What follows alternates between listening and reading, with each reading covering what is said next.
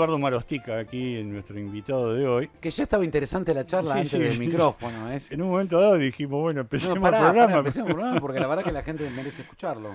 Eduardo, bienvenido. Gracias por estar acá con nosotros. No, el agradecido soy yo a ustedes por estar en Tenemos... este espacio y poder hablar, ¿no?, de estos temas que No, aparte de un nos pican en la mano. No, y Muy- gracias por tu generosidad, porque apareció en un chat que yo tengo especial de periodistas internacionales, apareció la gacetilla de tu libro, yo hablé con creo que es tu persona de prensa, Sí, tu Luciana. editora, Luciana Luciana Sosa, sí, la Luchi famosa Sosa, Luchi. Luchi Sosa. Luchi Sosa. Y Le mandamos un saludo. le Por mandamos un favor. beso grande porque Por al supuesto. toque nos contestó, dijo sí, vienen y tuvimos la Es suerte una de que- divina, sí, muy Tuvimos la suerte de que estabas en profesional, Buenos Aires además, así Sí. que porque el hombre es de Rosario. Aparte de ser rosarino, es docente, terapeuta y escritor. sí. E hincha de Estudiantes de La Plata. ¿Eh? E hincha de Estudiantes de La Plata. Oh, bueno, Estudiante de- le ganamos el otro día a ese hincha Banfield. Mirá Tengo vos. uno sentado acá. que ¿Hay le conada ganó de estudiantes?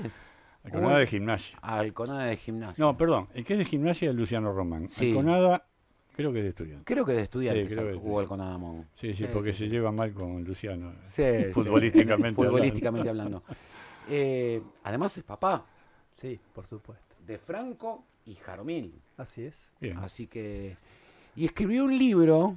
Y ya el A título Quizás, impacta. ¿eh? sí, quizás ustedes de nombre no lo conocen, pero él ha dado miles de entrevistas en radios, ha aparecido en casi todas las cadenas nacionales, TN, La Nación Más, América 24. Hoy lo hacemos famoso nosotros.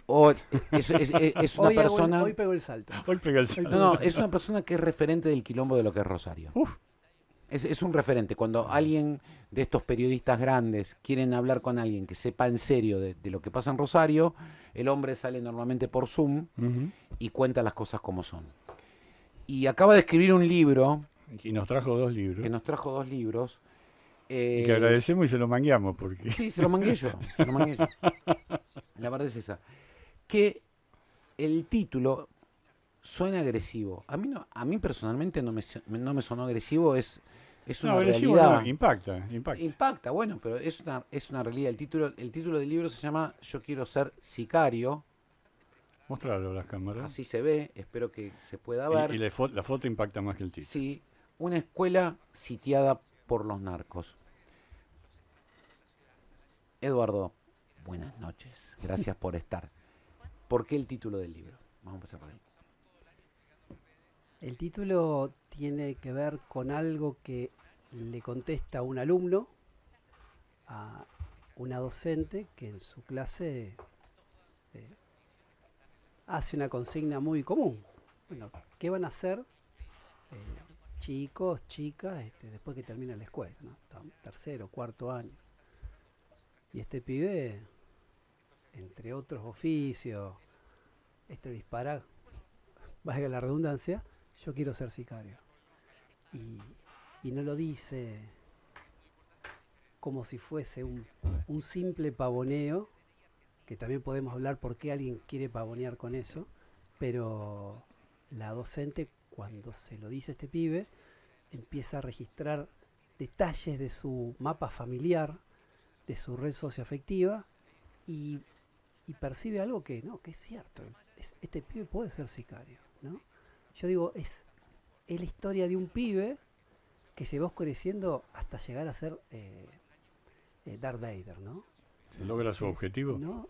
Y, Yo estoy preguntando no sé, porque todavía pero digo, no leí el libro. Voy a empezar a leer el libro. Es alguien que se va oscureciendo y esta persona, esta docente, la profesora Lucía Arroyo, reconoce por primera vez que ese pibe se está oscureciendo y que hay algo oscuro que lo está atrapando y que no va a salir, que es muy probable que no salga. Y ella en ese momento, al reconocer esto, tiene como una revelación de que algo muy grave está pasando, no solamente ahí en su aula, en toda la comunidad inmediata a la escuela, ¿no? Lo que se denomina habitualmente la comunidad escolar. Y también piensa, ¿qué pasó?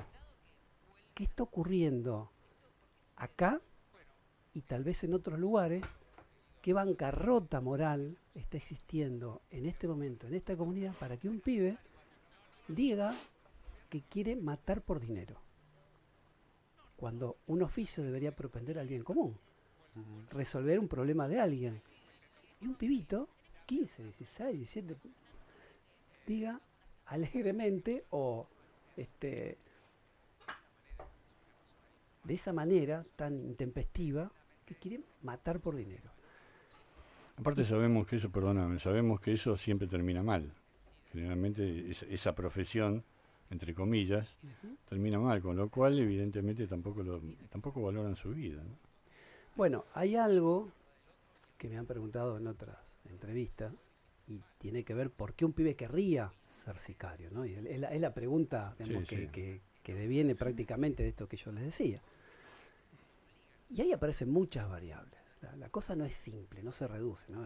El mapa no es el territorio, la explicación no es la realidad, es un reduccionismo. Entonces, la complejidad es lo que nos permite, por lo menos, avisorar por dónde puede venir la cosa, que no es de un solo lugar, es de un montón de lugares. Yo digo, una, periferia, digamos, Rosario, La Matanza, Morón, cualquier localidad en la periferia es donde los derechos no llegan, donde las deudas de las gestiones políticas siempre se reactualizan, donde siempre hay algo por hacer y donde hay alguien que siempre va a quedar por fuera de las políticas para contener. Agregale a eso, yo digo, el estigma, tal vez el carita más morochita, el pibe, el cabeza, ¿no? El gorrita capucha, que cuando vos lo ves en un lugar que no es la periferia, vos te correas, vos lo mirás con el ceño fruncido. Y al que lo mirás con el ceño fruncido se da cuenta y siente también esa, yo digo, hay un seminario de Jacques Derrida que habla de la hospitalidad, ¿no? La hospitalité. Y él dice que la extranjerización del otro hace que a veces se vuelva una amenaza, ¿no? ¿Y en qué consiste la hospitalidad? En aceptarte tal cual sos. Bueno, precisamente cuando se empiezan a producir estas extranjerizaciones, bueno, todo lo que viene de la periferia es un afuera que a veces me amenaza mi mundo de clase media, de centro, de zona más urbana, de zona más contenida por las políticas públicas. Agregale a eso un factor de época, pero de clima cultural, yo digo de subjetividad epocal, que es el economicismo y el neoliberalismo tan arraigado cada vez más en nuestra sociedad, donde la salvación es me salvo yo, y donde yo soy cuando tengo. De esto no nos escapamos nadie, ¿no? Sí. Construimos una identidad a partir de tener. O sea, el hiperconsumismo no es una casualidad, ¿no? Es la consecuencia de pensar de esta manera para que sostengamos un sistema consumiendo. Pero hay un italiano, no sé si lo conocen, Francisco Berardi, Bifo le dicen. El tipo tiene un librito que es maravilloso, habla de la generación post-alfa, que él señala como la primer generación que aprendió a hablar y a estimularse para hablar desde un dispositivo electrónico y no desde una voz humana. Entonces ya eso tiene connotaciones subjetivas diferentes. Imagínense, lo publicó en el 2007, o sea, casi 20 años atrás. Sí. O sea que eso se acentuó cada vez más. Y él dice en ese libro que en esta sociedad, cuando nosotros, donde está tan fuerte esto de construir una identidad a partir del tener, o sea, soy porque tengo, el tener, el comprar algo, el obtener algo, mitiga la angustia. Y evita la angustia de que de no ser.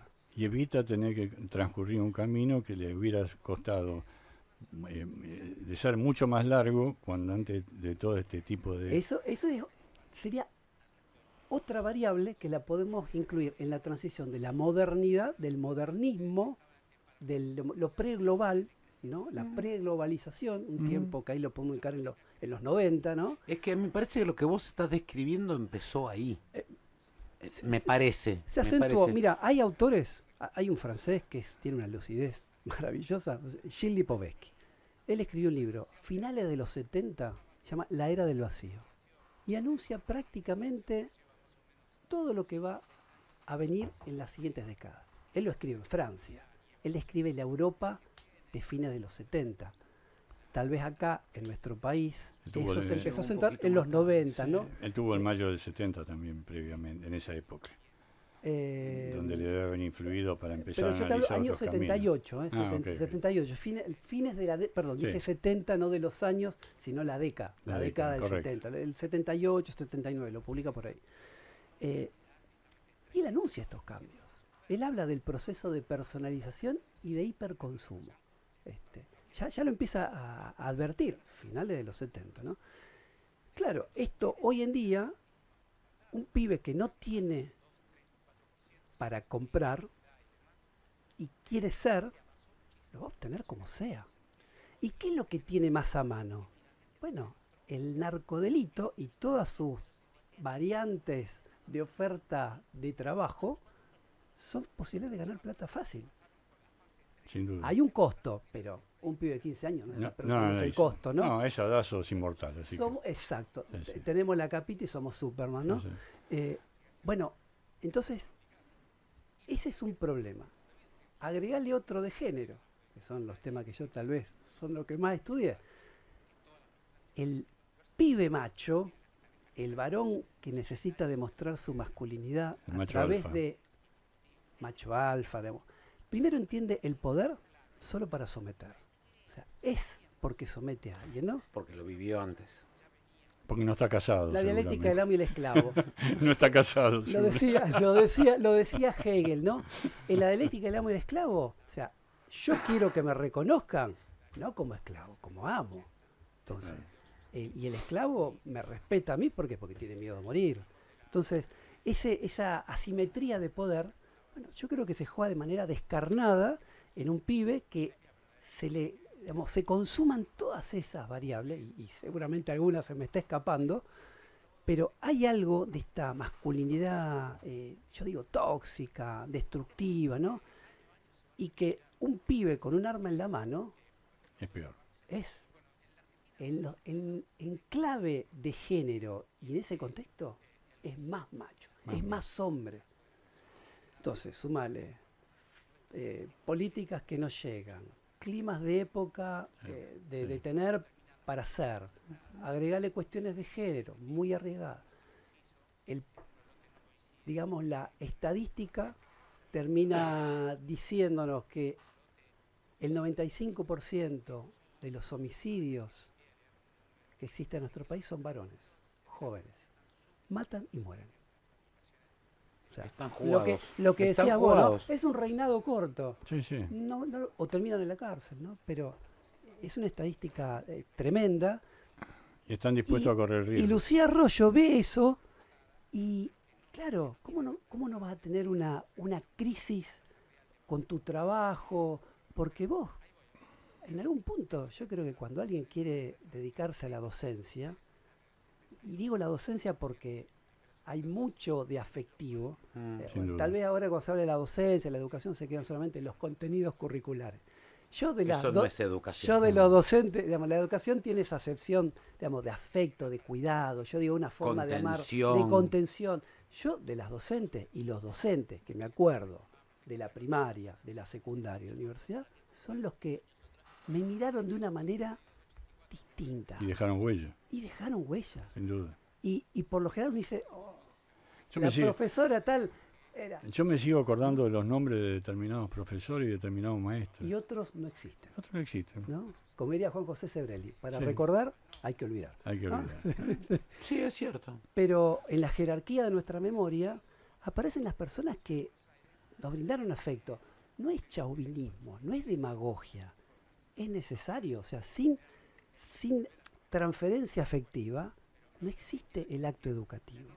Entonces no es solamente la cuestión de la explicación, y bueno, podemos hacer otro programa sobre ese tema, pero yo digo, un poco lo que intento yo recrear en la novela es este sufrimiento, esta desesperación que tienen los docentes, que son los protagonistas, que ven, ¿no? ¿Vieron el cuento de Allan Poe, El corazón del ator? Sí.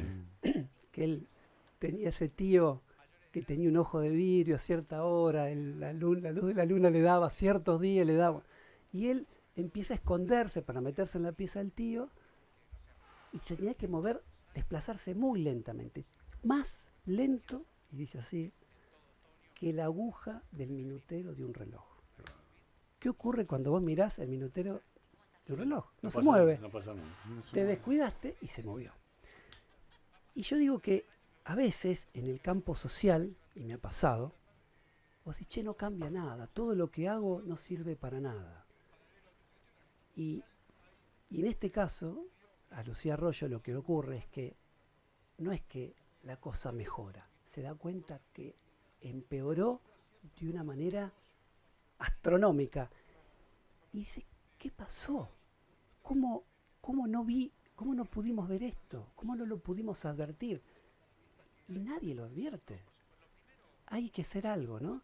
Y es como la metáfora de querer agarrarte, ¿no? Y sostenerte y vas arañando la pared, ¿no? Porque lo único que podés lograr es detener la caída. Y bueno, es una metáfora de la desesperación, ¿no? Y tratar de pensar las cosas de otra manera. Y después tenés el otro profesor, ¿no? El otro personaje, que es otro docente, en otra escuela de otra parte de Rosario. Que ya hablamos con él. Vamos a hacer Dale. un cortecito. Por favor. ¿Ya? Sí, lo mínimo indispensable. Y bueno, yo soy el time killer, vos ya lo sabés. Metele pata. Y ya seguimos. Pero voy a hacer una pregunta antes de salir al aire. ¿Cómo está Rosario hoy? Me lo contestás después. Bárbaro. Bueno, volvimos. La pregunta que quedó en el aire que le hice a Eduardo es, ¿cómo está Rosario hoy? Desde ese punto de vista estamos hablando, ¿no? Estamos hablando Bien, desde el punto de vista ya del flash. iba a hacer una pregunta. ¿En qué sentido? Mira, la estadística habla bien porque bajó prácticamente un 70%, ¿no? Hubo esta gestión actual en el gobierno de la provincia, hizo lo que aparentemente no se podía hacer, ¿no? Bajar los niveles de homicidios de una manera impactante.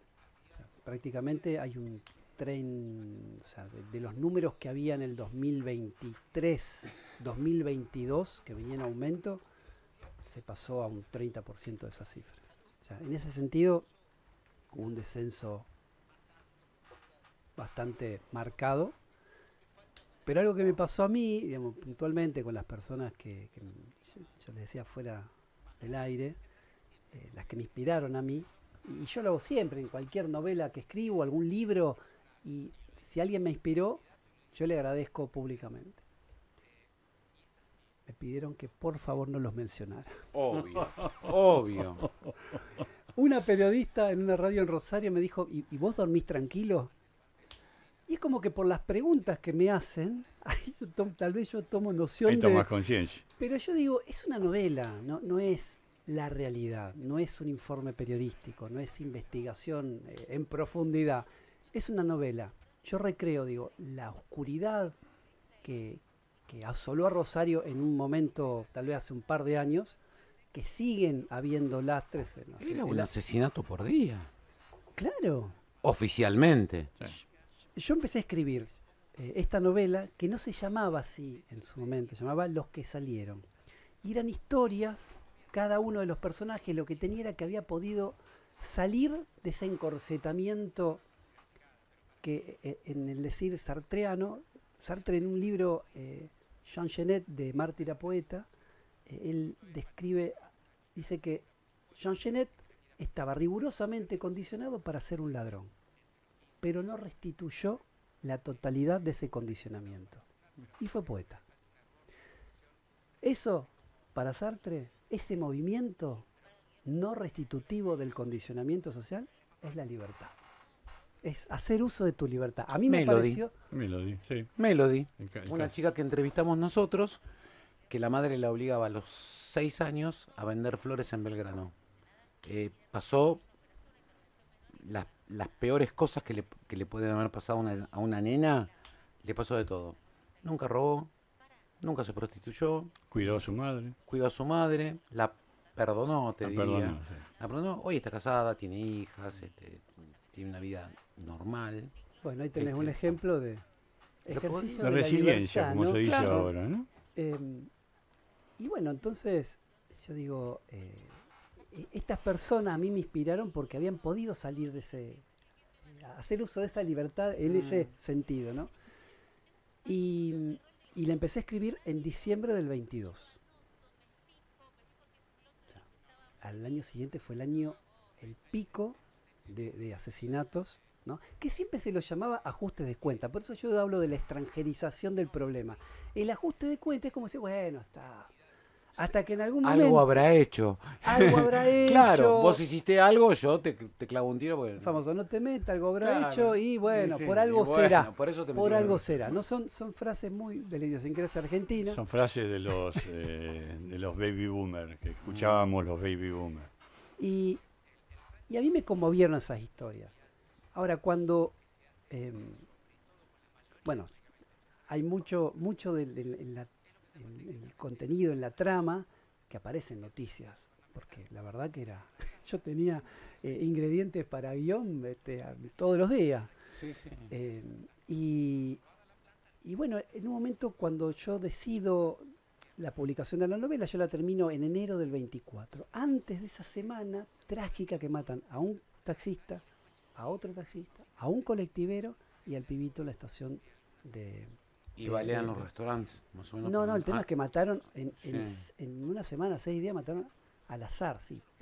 Sí, Subieron sí, un colectivo y sí, mataron, un sí, taxista sí. mataron. A una estación de servicio, un pibito, 21 años, 22 Porque años. les habían sacado los teléfonos de la cárcel, seguro. Hubo un cambio en la política de la Me seguridad acuerdo del de video la entrando a la cárcel. estación de servicio justiciando al Sí. muchacho que cuidaba. Coincidió con que hubo una foto con un montón de cabecillas narcos que los tenían semidesnudos. ¿eh? Al estilo de la cárcel de Bukele Exacto, del Salvador. y a la semana, 10 días, apareció esto. ¿No? Fue bastante... Pero fue muy conmocionante eso, fue muy conmocionante. Porque ahí era cualquiera, ya no era el ajuste de cuentas. Y eso fue un punto de inflexión muy fuerte. ¿Qué pasa entonces cuando yo estaba en la publicación de la novela? Bueno, ahí comienza la otra estrategia literaria. Yo el otro día lo presenté en el gremio docente de Rosario, del Magisterio AMSAFE, que es un gremio, digamos, el más, es inmenso AMSAFE, y me preguntaron si con el título del libro yo no estaba estigmatizando, ¿no? a los chicos que están en la periferia. Y entonces yo les pregunto, si mi libro se hubiera llamado Los que salieron y en la foto hubiese un docente, yo creo que ninguno estaría acá hablando del tema, ¿no? Entonces, digamos, cuando una cosa es escribir la historia, y yo creo que cuento sobre las oscuridades de Rosario como ciudad, una ciudad hermosa, yo quiero a mi ciudad, la quiero, me gusta estar en mi ciudad. Ahora, hay que reconocer las oscuridades y también reconocer el lado luminoso. ¿Y quiénes son? Las personas que trabajan en las escuelas. Esos personajes a mí me inspiran y pretendo que a partir de lo que yo escribo inspiren a otras personas. Porque es lo luminoso. O sea, hay un nene y una nena, Luna y Santiago, que se apoyan en estos docentes porque tienen sus familias devastadas y van a la escuela como un lugar de refugio donde se sienten seguros. Si les preguntan ¿qué te pasó que no te vi ayer o no te vi la semana? No es para decirles mirá que te vas a quedar libre. Claro. No, a ver, si lo mandan a la dirección no es para hacerlo firmar el libro de sanciones disciplinarias de la escuela, es para darle un plato de comida o darle un mate cocido para que levante porque viene en medio de una noche tal vez tempestuosa. Entonces, esa imagen de la escuela, refugio, escuela trinchera, a mí me parece que es algo que restituye un poquito de esa humanidad tan necesaria en esos ámbitos.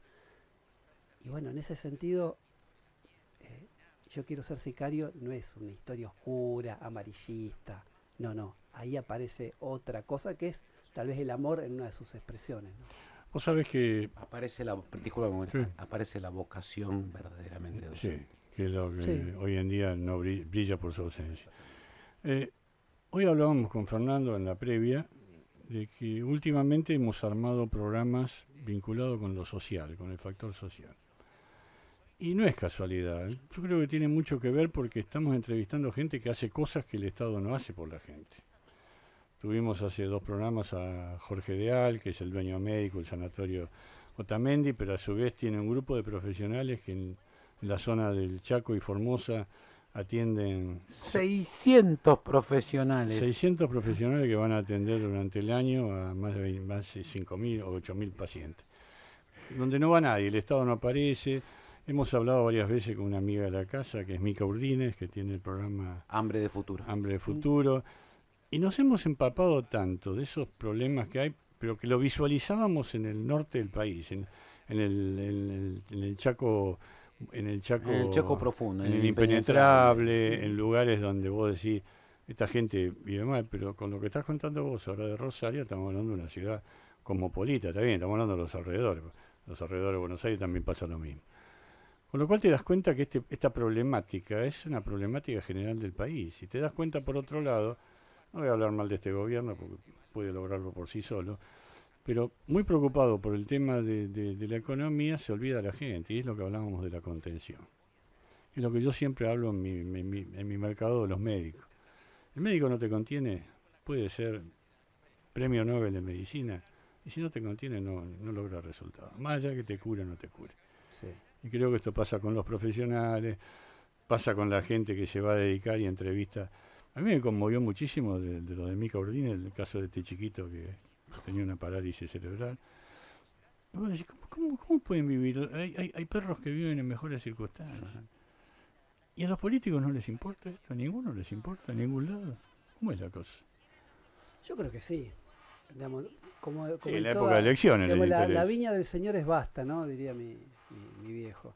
Pero, mira, en la presentación de mi libro en Rosario, que le hice el 29 de abril, la primera presentación, la presentación, digamos, la inaugural, la hice en un centro cultural, de gente muy piola, el Centro Cultural Atlas, y yo invité a un concejal y a un diputado provincial, Norma López, que es de la oposición en Rosario, en el Consejo, y Carlos del Frade, que es también de la oposición en el gobierno a nivel provincial.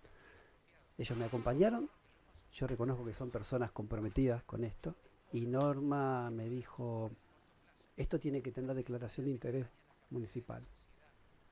Bueno, y ese día me apareció con el decreto, ¿no? En la misma semana me llaman del bloque oficialista, o sea, del socialismo santafesino, que es parte del Unidos para Cambiar Santa Fe, del gobierno, que hoy es gobierno en Santa Fe, y me dicen que les interesaba si no querían que fuera reconocido el libro como interés por la Cámara de Diputados de la provincia. Y yo conozco a la diputada Leonela Catalini. Son personas que laburan, están laburando, claro. Uno quisiera que hubiese como que todas las neuronas estén enfocadas en esto. Bueno, yo lo que digamos, ¿con qué me quedo? Con esos gestos, que son gestos políticos. Bueno, yo voy a presentar la novela en Casa Santa Fe, que es la casa, digamos, que tiene la provincia de Santa Fe. Y es el oficialismo, y vos podrías decir, che, el oficialismo no quiere que se hable de esto. Y yo lo tomo como una señal de ecuanimidad.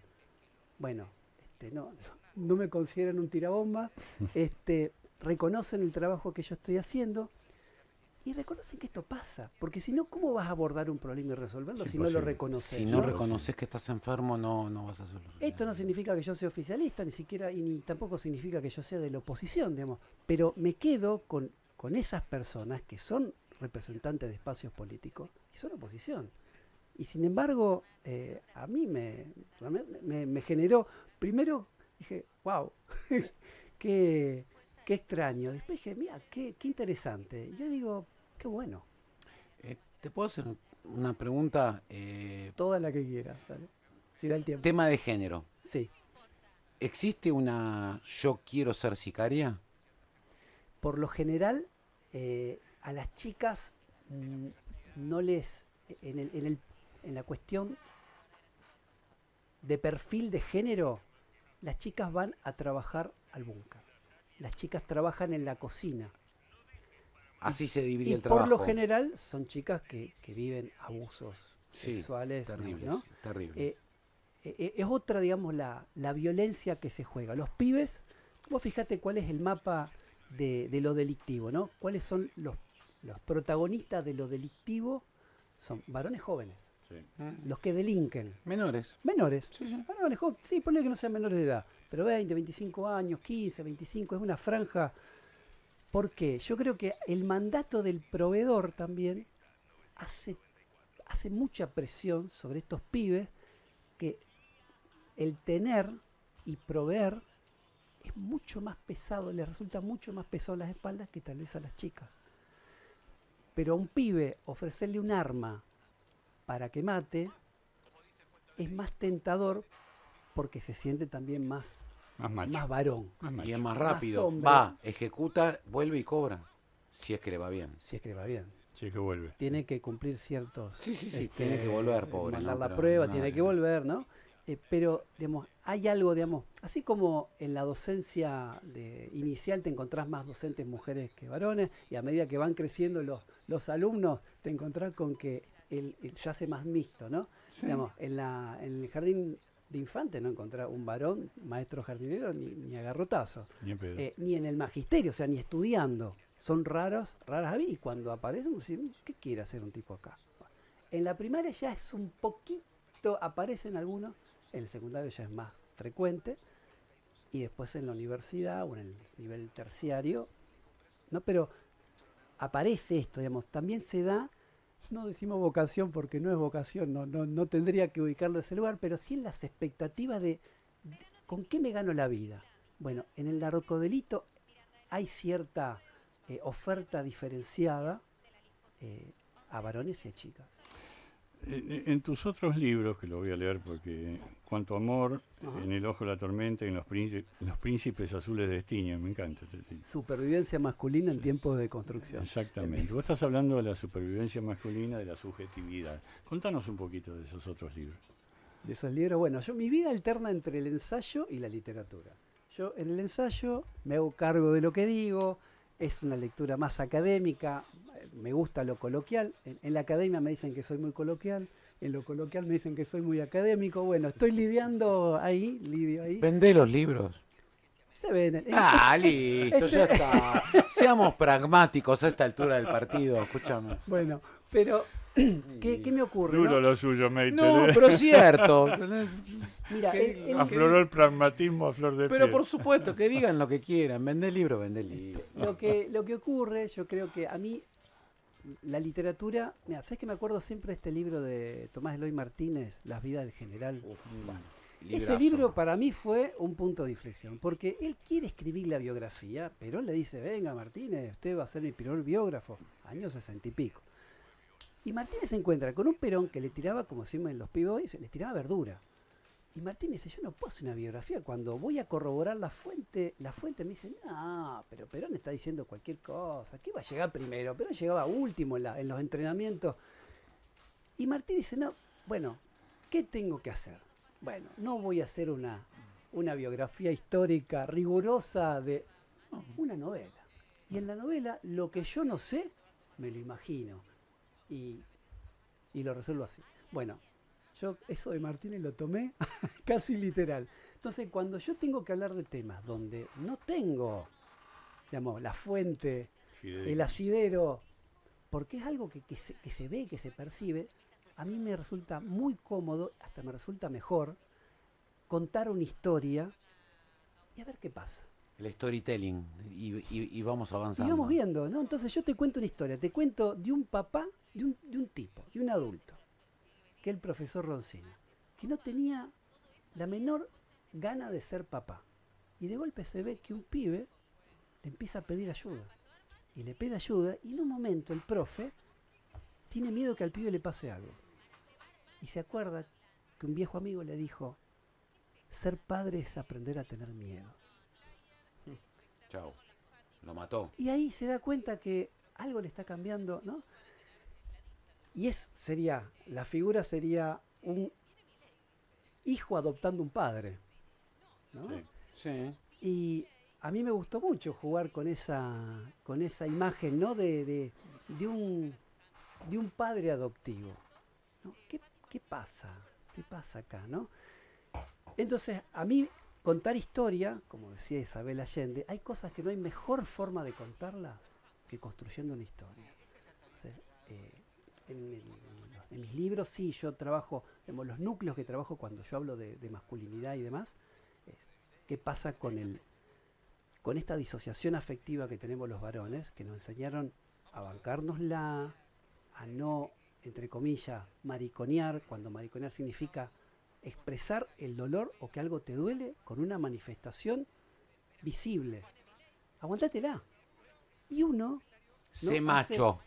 El macho... Bancátela. Bancátela, como diría mi viejo, ¿no? La procesión va por dentro. Entonces uno aprende que la procesión va por dentro, aprendés a silenciar todas esas señales que te llegan de dolor de tu cuerpo. ¿Y qué pasa después? Los tipos vamos menos al médico y los tipos vivimos menos que las mujeres. Entonces, hay algo que tenemos que aprender, es primero a escucharnos nosotros, a escuchar también a otros, ¿sí? O sea, yo digo, la historia de la humanidad se dirime en las personas que tienen conflictos con sus padres y las que no, que debe ser el 5%. ¿No? Almodóvar tiene para ser dulce. Claro, no, que el padre ausente. Digamos, la figura del padre ausente parecía como que es el arquetipo del padre, digo, patriarcal. Te doy todo. ¿Qué es dar todo? Reafirmamos el tener para ser. Yo les di todo. Como diría el Pepe Mujica en un reel que anda circulando por ahí. Dice, te rompiste el lomo para darle todo a tus pibes. Le faltaste vos, boludo. ¿No? Y le faltamos nosotros. Y nos enseñaron que ser buen padre es estar afuera trabajando y no estando con nuestros hijos. Sí, ¿No? es cierto. Ahí podés encontrar un montón de variables. Y la otra, yo veo en las relaciones amorosas, ¿no? En cómo construimos nuestros vínculos afectivos los varones y cómo entendemos la relación para construir una pareja y si después de esa pareja deviene la construcción de una familia. ¿Cómo va a ser esa negociación familiar para construir tal vez lo más importante de nuestra vida, que son nuestros hijos? Bueno, los tipos tenemos esa cabeza. Yo digo, deconstruir es autoconocerse. No es que me den un libreto de cómo yo tengo que deconstruirme. No, la desconstrucción no viene de afuera hacia adentro. Viene de adentro hacia afuera. Ahora, tengo que registrar el dolor del otro. Si con mis actos yo te genero dolor, yo tengo que registrar eso para también cambiar. Para no hacerlo. Y no infringir dolor. Y también escuchar mi dolor.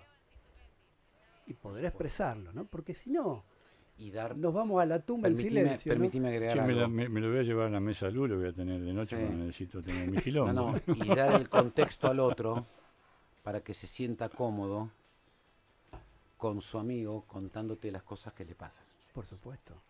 Porque si vos decís, como dice Susanita mía, yo soy amigo tuyo, no soy amigo de tus problemas, el personaje de Mafalda, nuestros no amigos... no es así, o sea, vos tenés que hacerle sentir al otro que, mirá, vos me importás, no me importás cuando estás bien, porque cuando estás bien es re fácil estar con vos. Como reza el mandato, como es cuando te casas, ¿no? En las buenas y en las malas. Claro, pero cuando vos estás bien, estás contento, te va todo bárbaro, es una boludez estar con ¿Sabés vos. que ¿viste? vivimos en una pero si sociedad... estás mal, ahí tenés que poner todo lo tuyo para tratar de escuchar. Hombro y oreja. Hombro, ¿no? oreja y consejo y tiempo y comprensión tiempo. en un montón de cosas. Y agrego algo más que yo aprendí con el tiempo. No soy quien para juzgar a mis amigos. O los quiero o no los quiero. Totalmente. Yo no soy ni mejor ni peor que ningún otro. Yo creo que nuestros amigos, y yo lo pienso esto de manera personal, ¿no? Son las personas que más nos escuchan. Sí. Cuando deciden, ¿qué son? Y el que me banca, el que me escuche no me está sermoneando. Sí, es cierto. Por ahí te pueden decir alguna verdad que vos no estás Bueno, viendo. está bien. Para eso están bienvenido los amigos sea, también, para eso, yo- también no es que tengo que vivir un mundo de positividad, como dice, ¿no? Byung-Chul Han.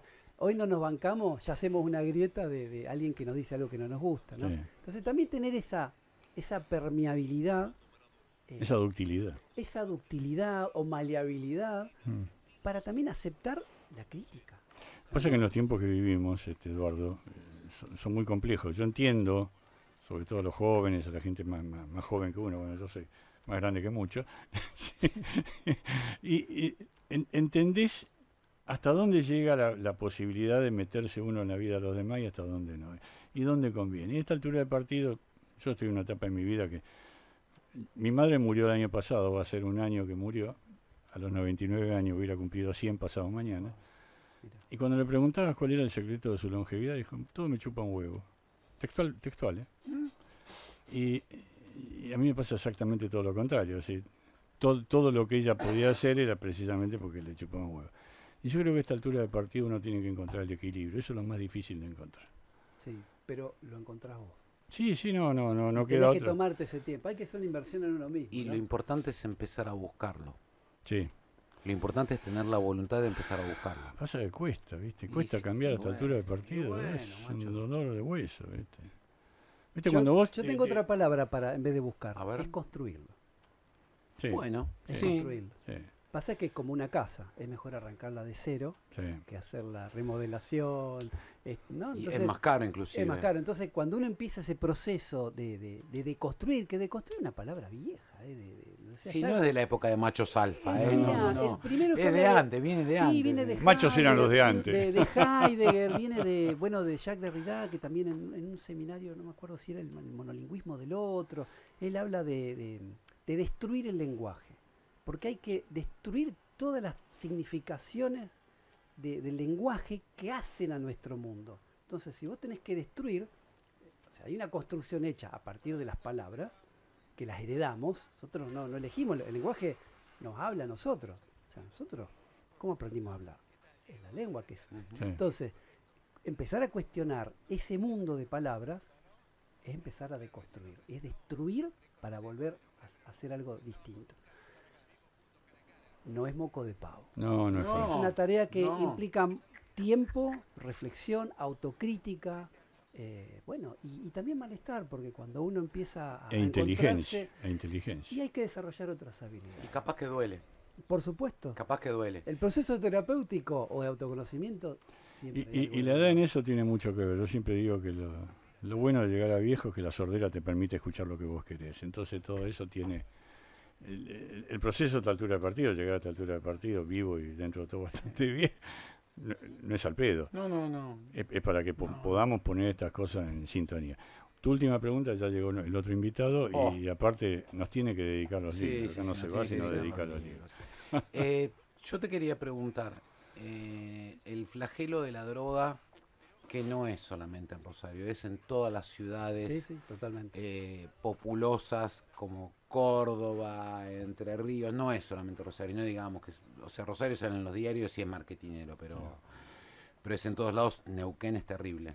Neuquén es terrible. Desde tu punto de vista, que es un punto de vista mucho más no policial, sino educacional, pensando en la gente, pensando en el otro, ¿cómo se podría llegar a solucionar? Mira, ahí tomo las palabras de Carlos del Frade, este diputado provincial que es escritor, periodista, investigación, investigó toda la red del narcodelito. Hay demanda. Es inevitable, hay demanda. Y hay un gran negocio montado sobre la demanda. Y hay jerarquizaciones. Yo creo que todavía lo que está tal vez en deuda es atacar los grandes intereses.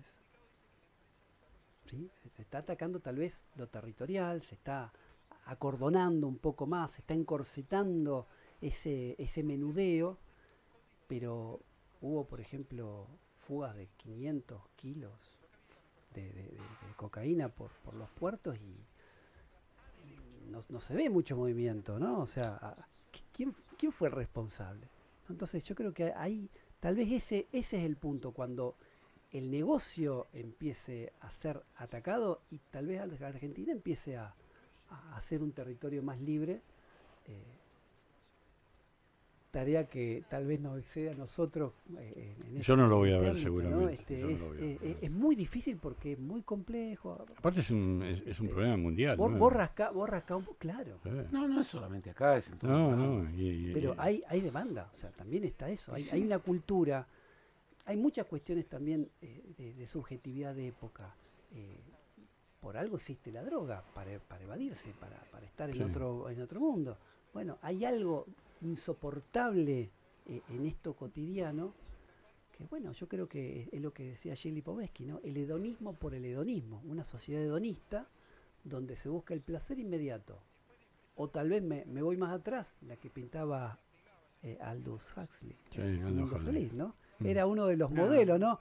La Claro. del de Orwell, 1984, un control Sí. riguroso, y la otra, total laxitud y una cierta estupidización, ¿no? De la muchedumbre, como se decía, ¿no? Spinoza no se refería no era el pueblo, Sí. la muchedumbre. Tal vez no estemos yendo a un camino de volver a ser muchedumbre, ¿no? Que no piensa, que se droga. Bueno, y hay un gran negocio que está montado sobre eso. Yo me acuerdo, y ya termino con esto, había una película que era La máquina del tiempo. Sí. La película original, que era con Rod Taylor, del año 60 y pico, y él en un momento dado se traba la máquina y llega a 1.000.000 de años después de su época, estaba basado en el 1800 y pico. Y la sociedad, todos los chicos de jóvenes de blanco, caminando, estupidizados, venía un monstruo y se los morfaba, no sé si viste la película. No la vi, no la vi. La máquina del tiempo. Y de H.G. Wells. Y el tipo sigue 1.000.000 de años, no hizo falta llegar a 1.000.000 de años. ¿Viste? Eso es un problema. Es un problema. Es un problema. Eduardo, 1.000.000 de gracias. Pero lo tenemos que enganchar para otro programa. No sé si acá o por Y Zoom. para hablar de otros temas. Para porque hablar me de parece otros que temas. tenemos temas Sí. acá para... Y tenemos un grupo de gente así como este, muy inteligente y que sabe decir las palabras que no sabemos los decir tendríamos que nosotros. traer acá a la mesa, Sí. los juntamos y nosotros, Y nosotros nos vamos. Porque tienen cosas mucho más interesantes que nosotros que decir. Eduardo Marostica con nosotros. Muchísimas gracias por estar acá. Le reitero el recuerden- agradecimiento. a Recuerden usted. el libro, se Bien. llama Yo quiero ser Quiero ser sicario, sicario. una escuela sitiada por los narcos. Y va a estar siendo presentada en Casa Santa Fe, 25 de mayo Ujú. 176, el 18 de septiembre a las 18 horas. Perfecto. Ya Yo- está en la librería. Y me van ¿no? a estar acompañando dos personas que para mí son muy grosas. María Teresa Sibils, una humorista gráfica Mira, sí, genial. ¿es rosarina? No, es de acá, de Buenos Ah, es santafesina, radicada en Santa Buenos Fe. Aires, Santa Ah. Fe capital. Era vos. María Teresa es la autora de La Pupi. Sí. Sí. Bueno, y María Teresa va a estar, y una periodista que escribió Mujeres de Malvinas, Beatriz Reynoso, me van a estar acompañando en la presentación. lujo, ¿eh? Un lujo, la verdad que es un lujo. Sí, Bueno, tal ya está a cual. la venta el libro, ¿no es cierto? Está a la venta. Acá en Buenos Aires está en La Crujía. ¿Dónde queda la crujía? La Crujía está, ay, me mataste, está por la Albanera, cerca del Joaquín González. Bueno, buscan en Google La crujía. la crujía y si no con por J, Mercado ¿no es Libre, cierto? si con no por J. Mercado Libre. O por Mercado Libre. Mercado Libre también está. Bueno, Bueno, yo me lo voy a llevar a Mar del Plata para leerlo. Gracias, Eduardo. Espero los comentarios. Sí, por supuesto, no tengas duda. Eduardo, muchísimas gracias y saludos a Luchi. Bueno, Un beso grande. Gracias a ustedes. Gracias.